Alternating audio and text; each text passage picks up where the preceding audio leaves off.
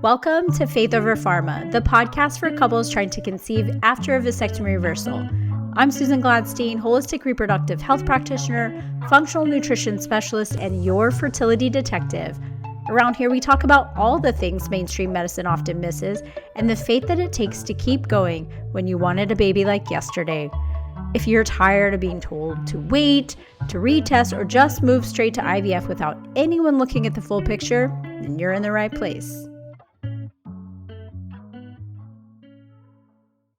This podcast is about to enter its third year, and lately I've been thinking about how much can change while you're waiting for one thing to happen. For so many couples trying to conceive after vasectomy reversal, the journey begins with hope. Yes, the surgery, you imagine the baby, and you believe you finally have taken that step that's going to move your family forward. And then the waiting begins. You wait for healing and for the first semen analysis. You wait for the sperm count to improve, for better motility, for ovulation, for perfectly timed fertile window, for the pregnancy test, and for the month that your period finally doesn't come. And somewhere along the way, trying to conceive can stop being part of your life and begin taking over all of it. The calendar revolves around fertile windows and appointments. Your conversations revolve around semen analysis results, supplements, hormones, and what you should try next. Your mood rises and falls with numbers you can't completely control. And before long, you may not only be waiting for a baby, you may be waiting to feel like yourself again. And that's the part I want to talk about today. How do you keep pursuing the baby that you're praying for without losing yourself in the process? How do you care deeply, take action, ask questions, and advocate for answers without allowing fertility to consume your marriage, peace, health, faith, and the life that you're living right now? Perhaps the hardest question of all of this is, are you waiting for your life to begin? When my husband had his vasectomy reversal in March of 2018, I thought we had taken the big step. The vasectomy had been reversed, the surgery was over. We had done the thing that was supposed to make pregnancy possible again. I wanted a baby like yesterday, so in my mind, it felt like the waiting should almost be over. Then we received his first analysis around the 8-week mark after his reversal, and it showed zero-sperm. I still remember how heavy that number felt. It wasn't simply a lab result, it was a verdict. At least it felt like one. We'd invested time, money, emotion, and hope into this reversal. God had shown up in such incredible ways, made it supernaturally easy for all of that process. And then suddenly we're looking at a result that made it seem like none of it had worked. When you're in the middle of a fertility journey, numbers have a way of becoming much bigger than numbers. A sperm count can begin to feel like your chance of becoming a mother. A motility percentage can make you feel like it's a measure of whether your prayers are working. A hormone level can determine if you have a hopeful day or spend the rest of it wondering whether your body has failed you. But that 8-week result was not the end of our story. If you've been around for a while, you know that. There was still a lot of healing and inflammation that was happening post-surgery. We followed the post-operative plan, allowed more time, and repeated the semen analysis, and at 12 weeks, his total count was at 131 million. So we went from 0 to 131 million in a couple of months. That experience taught me something that I now tell couples all the time. An early result is information, but it's not always a final answer. The body may still be healing. Inflammation obviously matters. Timing matters, but the full story may not be visible right away. But even after we received that incredible analysis, I still didn't get pregnant right away. And that was harder to understand. We had sperm. My testing was described as normal, and we had taken the step that was supposed to solve the problem, and yet month after month, nothing. I entered that familiar fertility cycle of waiting to ovulate, timing everything, analyzing symptoms, waiting to test, and then seeing my period and beginning all over again. My calendar stopped being made of ordinary weeks and weekends and instead became cycle days, fertile windows, and days past ovulation. My life was happening, but so much of my attention was somewhere ahead of me. Pregnant Susan would finally be able to relax. Pregnant Susan would know everything had worked. Pregnant Susan would stop analyzing every symptom and questioning every decision. Pregnant Susan's life would finally move forward. But the Susan who existed right then, the one who was waiting, working, parenting, loving her husband, caring for everyone else, and trying to understand what God was doing, her life mattered too. I just couldn't always see that when I was focused on what hadn't happened yet. Trying to conceive after a vasectomy reversal often begins with a ton of hope, right? You make the decision together, he goes through the surgery, and you imagine this baby who's going to eventually join your family. The waiting begins. Maybe that first analysis isn't what you expected. Maybe there's no sperm yet, the count was low, the motility was poor. Maybe the second analysis improved, but not as much as you'd hope. Maybe one doctor told you to keep waiting while another began discussing IUI or IVF. You start researching supplements, reading studies, tracking ovulation, taking your temperature, watching cervical mucus, ordering hormone tests, scheduling blood work, and trying to do everything perfectly every fertile window time. Before long, trying to conceive feels like it's a full-time job that you never really applied for. Every month becomes divided in phases. You're waiting to ovulate, you're waiting to test, waiting for your period, waiting for lab results, waiting for the next analysis, waiting for the doctor to call, waiting to know whether this month has changed your life or left you starting all over again. Because the desire for a baby is so deep,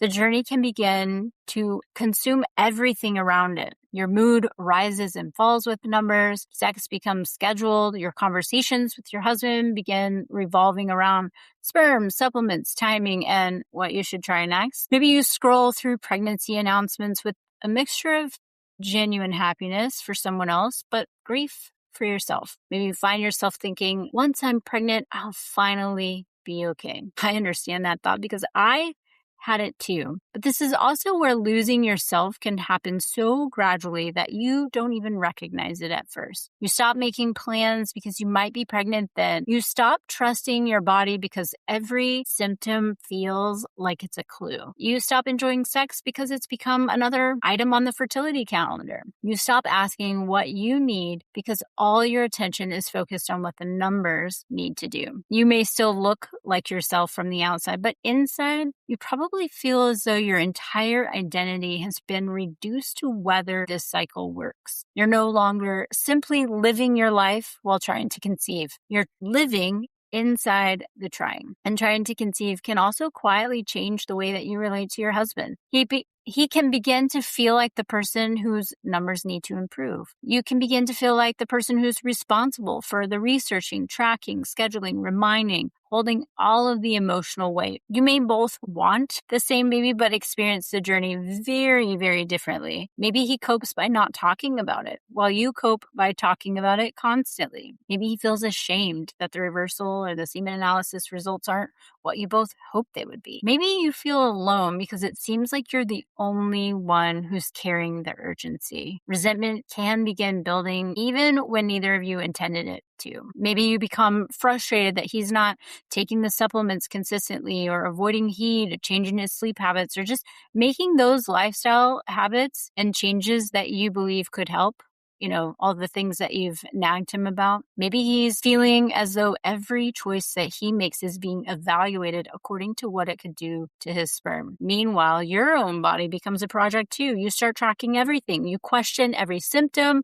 You wonder whether you're ovulating well enough, whether your progesterone is high enough, whether your thyroid is optimal, whether your egg quality is declining, or whether you missed the best day. Before long, the two people who once dreamed about a baby together can begin to relate to one another like teammates managing a fertility protocol. And that is why I wholeheartedly believe that protecting your marriage matters. Your husband is more than his sperm count. You are more than your cycle. And your relationship deserves moments that aren't measured by whether they improve your chances of pregnancy. You still need conversations that aren't about results. You still need laughter and affection that doesn't have an assigned purpose. You still need to remember why you chose one another before this journey became so heavy. Yes, the baby matters deeply, but so does the relationship that the baby may eventually be born into. In 2019, after my husband's vasectomy reversal and I wasn't pregnant right away, I got notice that I was going to deploy to the Middle East for 6 months. And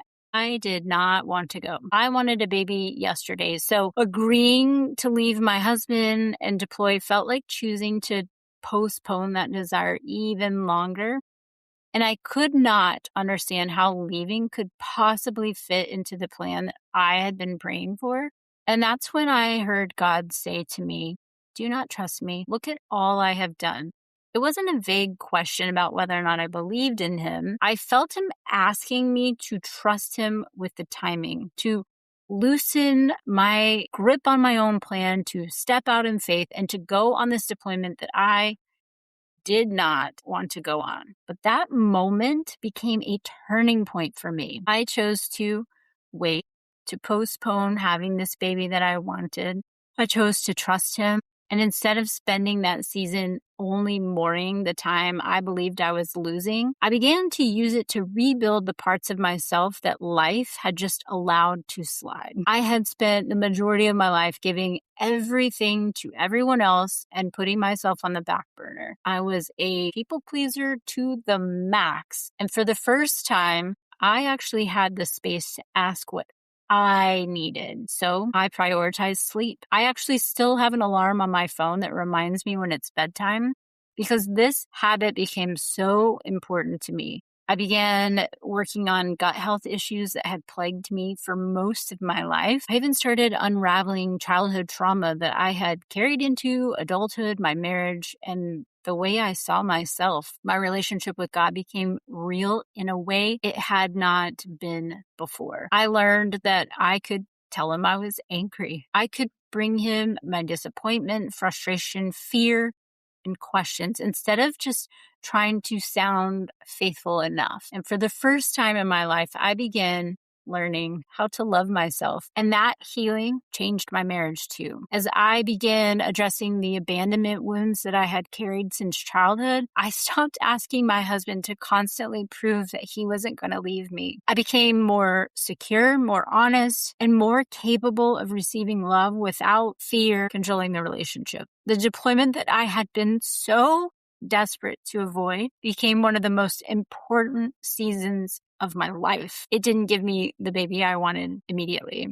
It gave me something I had not realized I needed: a healthier body, a stronger marriage, a deeper relationship with God, and a version of myself I had never taken time to get to know. I had been so focused on when my life would finally move forward, I couldn't even see God inviting me to build the foundation for it right then. And when I look back now, I can see that waiting was not the absence of movement. So much changed. I was becoming healthier and more whole. I learned how to trust God with something that I could not control.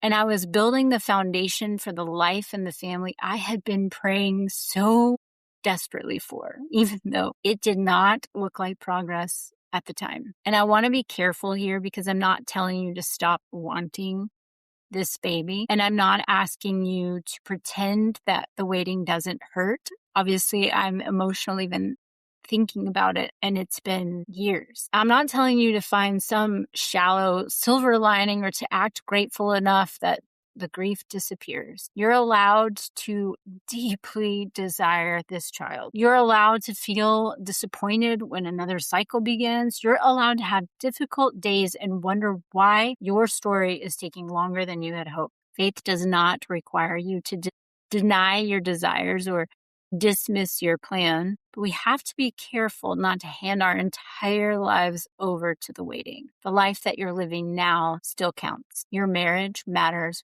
right now. Your body deserves care right now. Your relationship with God matters right now, and your peace matters. Your laughter, friendships, health, children, work, creativity, all the ordinary moments happening around you all the time matter. The season is not something simply to survive until the next real story begins. It's part of the story. And maybe this season is not only asking you to wait, but maybe it's inviting you to rebuild the parts of yourself that have been pushed aside while you cared for everyone else. Maybe it's time to look at the sleep that you keep sacrificing, the symptoms that you've learned to just live with, the pain from your past that still follows you into your marriage, or the relationship with God that you kept polite because you didn't believe that that you were allowed to tell him you're angry. That doesn't mean your fertility struggle happened so you could learn a lesson, but it does mean that this season does not have to be wasted. You may not be able to control the timing of your baby, but you can decide what kind of foundation that you're building while you wait. Years after that deployment, and finally after becoming a mother again, I experienced another kind of waiting. In March of 2024, I had a positive pregnancy test. At my first appointment, around 9.5 weeks, I discovered there was no heartbeat and the baby had not progressed beyond 5 weeks. I had walked into that appointment expecting to see a baby and imagining my life with this little human being that I had absolutely fallen in love with. And I walked out trying to understand how something I had wanted so much could suddenly be gone. And that loss reminded me that even when prayer is answered, we're not protected from uncertainty, grief, or even the need to trust God. A positive pregnancy test is not the finish line. Once you see those two lines, you wait for the numbers to rise. You wait for the first ultrasound, the heartbeat, the end of the first trimester, the anatomy scan, obviously the baby to arrive. But after my miscarriage, I became pregnant again about 3 months later. And that pregnancy eventually brought us our little, we call him Gizmo, Ezra. But being pregnant again didn't mean I suddenly had peace. I knew more now. I knew how quickly joy could become fear. And I knew that seeing a positive test didn't guarantee the outcome that I wanted. I walked into every appointment holding my breath. And when I experienced hearing that heartbeat the first time, I cried with relief. I had to learn again that faith was not certainty about what would happen next. It was choosing to believe that God would be with me in whatever came next. Then when our little Gizmo arrived, a whole new waiting began. Waiting for recovery, feeding to become easier, more sleep, the next milestone, and the season to feel a little less demanding. There will always be another threshold. There will always be something ahead of us that appears to hold the key to finally feeling settled. And if we're not careful, we can spend our entire lives waiting for life to begin. And fertility is not the only place we do this. I don't think that most people intentionally choose to live life depleted, rushed, disconnected, or constantly overwhelmed. Kind of just drift there. We say yes to one more responsibility. We take on one more project. We squeeze in one more appointment. We agree to that commitment because, technically there's room on the calendar, even though there's no room left in us. We tell ourselves it's only temporary. We'll slow down after this busy season. We'll prioritize our health after this launch. We'll reconnect with our spouse when the children are older. We'll create boundaries after we finish helping everyone else. And then one day, we realize that we're managing a life that we never consciously decided to build. We may be successful on paper. We may be dependable. We may be that person everyone counts on. We may be doing more important work and caring for the people that we love, but somewhere along the way, we stopped asking whether the way that we're living was sustainable and whether it reflected the life that God is inviting us to live. I served in the Air Force for 23 years. I built a business and raised a family. I navigated fertility, pregnancy, miscarriage, another pregnancy, homeschooling, podcasting, serving clients, planning retreats, and all of the ordinary responsibilities that continue whether you feel ready for them or not. And I know how easy it is to become very good at carrying a lot. But being capable of carrying something doesn't always mean that you were meant to carry it indefinitely. I do not believe that God created us merely to make it through our calendars, and I don't believe that our worth is measured by how much we can hold without asking for help. I also don't believe that exhaustion is always evidence of faithfulness. Sometimes exhaustion is a sign that we have taken responsibility for things that God never asked us to carry. Sometimes constant striving is not obedience. Sometimes it's fear. Fear that everything will fall apart if we stop controlling it. Fear that we will disappoint someone if we say no. Fear that we'll fall behind if we rest. In fertility, it can become the fear that if we're not constantly researching, tracking, optimizing, and doing more, that we're going to miss the one thing that could finally give us the outcome that you want. One of the greatest lessons I have learned through this podcast and through my own work with fertility clients is that more information does not always create more clarity. Sometimes it creates more noise. You can read every article about vasectomy reversal, join every fertility group, compare supplements, doctors, semen analysis, procedures, protocols, and success stories. You can listen to hours of podcasts and still feel less certain than when you began. But that doesn't mean that the information is not valuable. Understanding your body absolutely matters. Testing is important. Asking questions is important. Looking beyond the everything is normal also matters. I built much of my work around helping couples investigate the pieces that other people have overlooked. Part fertility practitioner, part fertility detective, as I say. I truly believe in connecting the dots between sperm health, hormones, nutrition, inflammation, lifestyle, female fertility, and the history behind those numbers. But the goal of gathering information should be greater clarity, not greater fear. And at some point, we have to pause long enough to discern what actually applies to us. You have to separate wise action from frantic action and ask whether we're making decisions from peace or panic. We have to recognize when researching has stopped making us feel empowered and has started making us feel consumed. There is a difference between being proactive and believing that everything depends on you. There's a difference between caring for your body and trying to control your body. There is a difference between pursuing answers and making an idol out of certainty. You can be informed without allowing information to own you, and you can advocate for better care without believing that you have to solve everything today. You can take the next wise step without having the entire journey mapped out. In my experience, God will only illuminate the path so that you can take the next step, because generally speaking, if we knew where that path would take us, we probably wouldn't take that step. Living while you're waiting does not mean abandoning the goal or pretending that you just don't care.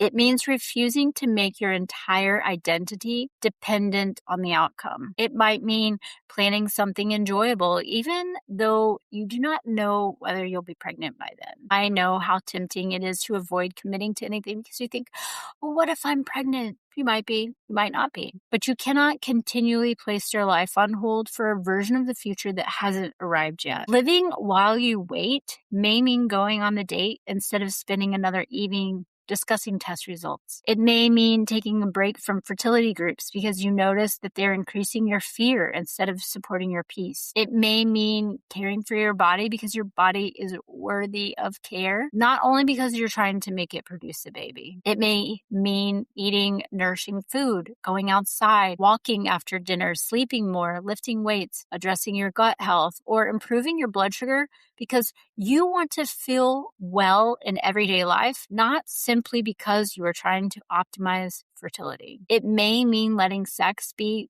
about connection again sometimes and talking with your husband about something other than sperm. It may mean planning the trip, taking the class, starting the project, celebrating the anniversary, or buying the clothes that fit your body today. It may mean asking yourself what you enjoyed before fertility became the center of every decision. It may mean asking God what He wants to form in you during the season instead of asking only when He's going to end it. It may mean admitting that you're exhausted and allowing yourself to rest first without earning it. Sometimes it may mean stepping back from your regular environment long enough to hear your own thoughts again. Honestly, this is one of the reasons that the Rooted Reset Retreat became so meaningful to me. It's not about escaping real life. It's not about creating a few beautiful days that have nothing to do with the life that's waiting for you at home. It's not about selling a luxury vacation as though it's just a beautiful destination can solve all your problems. The retreat is about experiencing some of the best parts of being away. Slower mornings, fresh food, sunshine, natural movement, laughter, connection, adventure, and rest. And asking how those things can become part of your ordinary life. I didn't create it because I believe that women need help escaping their lives. I created it because so many women have become disconnected from the lives that they actually want to live. There's something powerful that happens when you step outside the routines, the demands, the noise, and the roles that normally define your days, when you're not immediately responding to someone else's needs, you begin to notice your own. When you're not rushing from one responsibility to the next, you begin recognizing how rushed you've become. When somebody else prepares the food, the schedule opens, your phone becomes quieter, you have room to breathe. Questions begin surfacing that may have been buried beneath your productivity. Do I actually like the way that I'm living? What have I been tolerating because I'm just accustomed to it? What do I miss about myself? Where have I confused being needed with being fulfilled? What would it look like to make life feel simpler, healthier, and more joyful? What might God be inviting me to change? Not someday, but now. Retreat's obviously not the answer to every problem, but stepping away can create enough space to recognize the answers that we couldn't hear because we're constantly moving. And the same principles apply to fertility. Sometimes we need to step away from the constant analysis long enough to remember that we're still whole people. We're not patients. We're not only a semen analysis. We're not only a cycle day, hormone level, follicle measurement, diagnosis, or statistic. We're women, wives, husbands, parents, business owners, friends, daughters, people of faith. We're living lives that matter today, even as we continue praying for what comes next. And as this podcast enters its third year, I have been asking myself what I want the next season to represent. I still want to talk about fertility. I still want to challenge the gaps in conventional care. I still want to help couples understand their options, ask better questions, improve sperm and egg health, investigate hormones, and recognize that normal does not always mean optimal. But I also want to talk more about people living inside these fertility stories, because you are more than the outcome you're trying to achieve. I don't want to help you become so good at chasing the pregnancy that you lose yourself, your marriage, your health, or your peace in the process. I want to help you create a strong foundation for fertility, but I also want that foundation to support your life. I want the changes that you make to help you feel better before the pregnancy test changes. I want your husband and his health to matter more beyond the sperm count. I want your hormones, nourishment, energy, sleep, strength, gut health, emotional healing, and relationship with God to matter because you matter. I want you to pursue the baby that you're praying for without treating your current life like a temporary placeholder. This may not be the life that you would have chosen, and this may not be the timeline you expected, but it's still your life. There may be beauty, connection, growth, healing, and invitations from God available here that you do not want to miss because you're only looking. I want to leave you with a few questions today. And these aren't questions that you need to answer, or it's not an assignment to add to your to-do list, but they're questions to simply sit with in honesty. What are you waiting to happen before you allow yourself to feel alive again? Have you made your peace dependent on an outcome that you cannot completely control? Has trying to conceive brought you closer to your husband, or has it slowly turned your relationship into a fertility project? Are the actions that you are taking coming from wisdom and intention, or from fear that you're never doing enough? What parts of your health and life have you neglected because all of your attention has been toward getting pregnant? What parts of yourself do you miss? What have you stopped doing because fertility became the reason behind every decision? Have you spent so much time caring for everybody else that you no longer know what you need? Could this season be inviting you to rebuild something that's been pushed aside? Maybe it's your sleep, your health, your marriage, your relationship with God, even your relationship with yourself. And perhaps the biggest question, are you intentionally building this life, or have you simply become good at managing the one that you drifted into? You're allowed to want this baby deeply. You're allowed to pray boldly for the baby, healing, breakthrough, clarity, or even the next chapter. You're allowed to pursue answers, improve your health, ask better questions, repeat the testing, change doctors, and advocate for the care that you deserve. But you don't have to lose yourself while you wait. You don't have to become only the woman tracking ovulation, researching sperm health, and bracing yourself for another failed cycle. You're still a wife, a mother, a friend, a daughter, a woman of faith, and a whole person whose life matters today. And the life that you're building while you wait absolutely matters. The marriage that you're protecting matters. The health, faith, peace, and habits that you're creating will matter for your future children and for generations to come. You don't have to wait for a positive pregnancy test to begin caring for your body.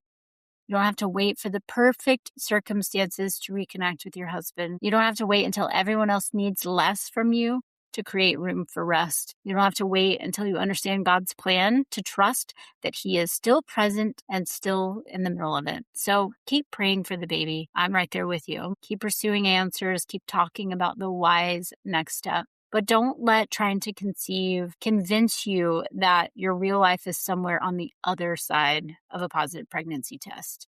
You don't have to wait for your life to begin, and you do not have to lose yourself on the way to the baby that you're praying for. And if this episode gave you hope, clarity, or helped you look at your fertility journey differently, I would love if you would share it with another woman or couple that feels like their lives are placed on hold. If you're ready to look more deeply at what may be standing between you and the baby you're praying for, you can learn more about the fertility resources and support that I have at SusanGladstein.com. We'll see you next time.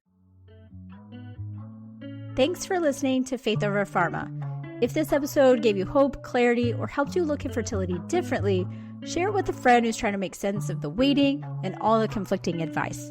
And if you're ready to discover what may be standing between you and the baby you've been praying for, head over to SusanGladstein.com. Thanks for listening.